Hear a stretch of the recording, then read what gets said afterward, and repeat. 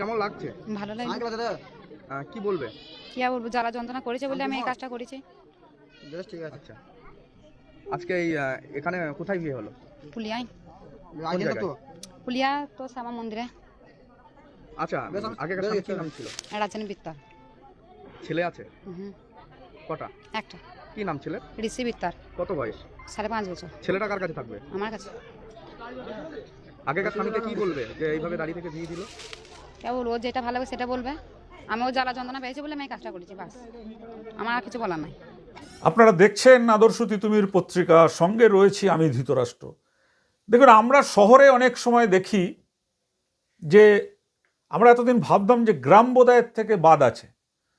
শহরে আমরা দেখি যে অনেক সময় বলেন যে স্ত্রী যদি প্রাপ্তবয়স্ক হন, তার যা মত সেই মতে তিনি অন্য কারোর সাথে লিভিং রিলেশন করতে পারেন, এইসব নানান কথাগুলোকে বলা হয়। কিন্তু আজকে আমরা আপনাদের সামনে তুলে ধরব যে শুধু শহর নয়, গ্রামেও দেখুন, আপনারা দেখলে মনে করবেন যে কোনো সিনেমার শুটিং আপনারা দেখছেন, কিন্তু এটা কোনো সিনেমার শুটিং নয়। নিজের স্ত্রীকে স্বামী দাঁড়িয়ে থেকে অন্য ছেলের সঙ্গে বিয়ে দিচ্ছে। ভাবছেন, এটা তো দুই একটা আপনারা ঘটনা দেখেন, অনেক সময় সিনেমা টিনেমায় হয়, কিন্তু আজকের আমাদের প্রতিবেদক তুলে নিয়ে এসছে মুর্শিদাবাদ জেলার বরগুনা থানার ফুলিয়া গ্রামের দৃশ্য। আগে সেই দৃশ্যটা দেখুন, যে একটা মেয়ে দেখলে বোঝা যাচ্ছে একদম গ্রাম্য, সহজ সরল সাদাসিধে মেয়ে। কপালে তার সিঁদুর লেপটে দেওয়া হয়েছে, একটা বাচ্চাও আছে। স্বামীর চেঞ্জ করে আরেকজনকে তার স্ত্রীর সাথে বিয়ে দিচ্ছেন, আর সেটা গ্রামের শয়ে শয়ে মানুষ সেই দৃশ্য অবলোকন করছেন। দেখুন সেই ঘটনা, তারপর আমরা বলছি। কেমন লাগছে? ভালো লাগছে। কি বলবে? কি আর বলবো, জ্বালা যন্ত্রণা করেছে বলে আমি এই কাজটা করেছি। বেশ, ঠিক আছে। আচ্ছা, আজকে এই এখানে কোথায় বিয়ে হলো? পুলিয়ায়। কোন জায়গায়? পুলিয়া তো শ্যামা মন্দিরে। আচ্ছা, আগেকার স্বামী কি নাম ছিল? রাজধানী বিত্তার। ছেলে আছে? হুম, কটা? একটা। কি নাম ছেলের? ঋষি বিত্তার। কত বয়স? 5.5 বছর। ছেলেটা কার কাছে থাকবে? আমার কাছে। আগেকার স্বামীকে কি বলবে যে এইভাবে দাঁড়িয়ে থেকে বিয়ে দিল? কে বলবো, ও যেটা ভালো হবে সেটা বলবে। আমি ও জ্বালা যন্ত্রণা পেয়েছি বলে আমি এই কাজটা করেছি, বাস। আমার আর কিছু বলার নাই।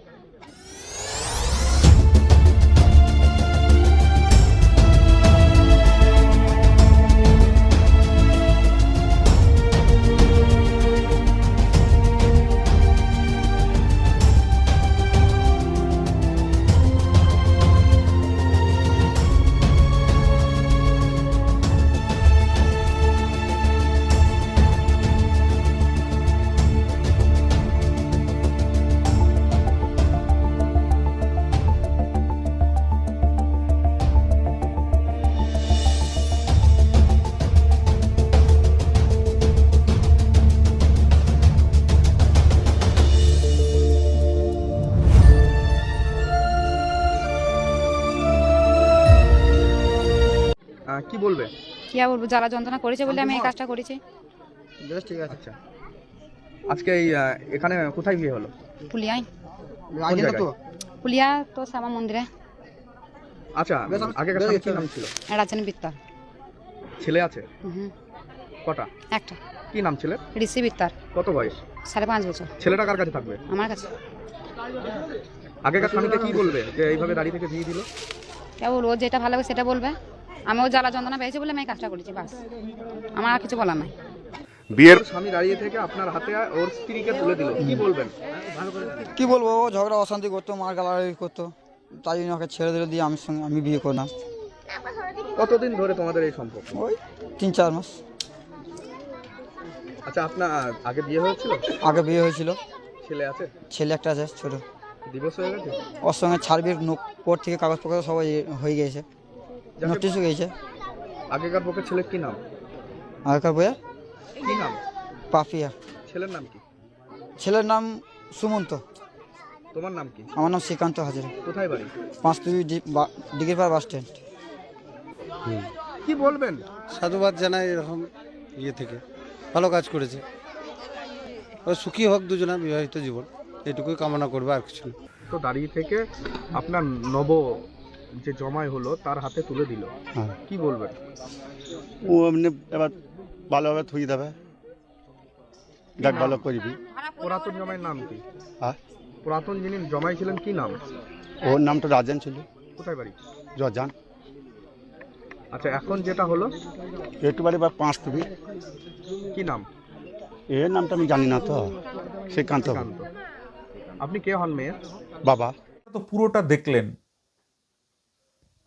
এরকম গ্রামের মধ্যেও যদি আমাদের এই শহরের ছোঁয়া চলে যায়, এইভাবে যদি দেখা যায় যে এই গ্রামের সহজ সরল মেয়েরাও বিয়ে করার পরে, বাচ্চা হওয়ার পরে, তারপরে আবার কোনো রকম ডিভোর্স না করে আবার অন্য লোকের সঙ্গে এইভাবে স্বামীর দাঁড়িয়ে থেকে বিয়ে দেওয়া, এটা মনে হয় আমাদের যে সংস্কৃতি, আমাদের যে কৃষ্টি, সেই কৃষ্টিতে, সংস্কৃতিতে মনে হচ্ছে আঘাত করছে।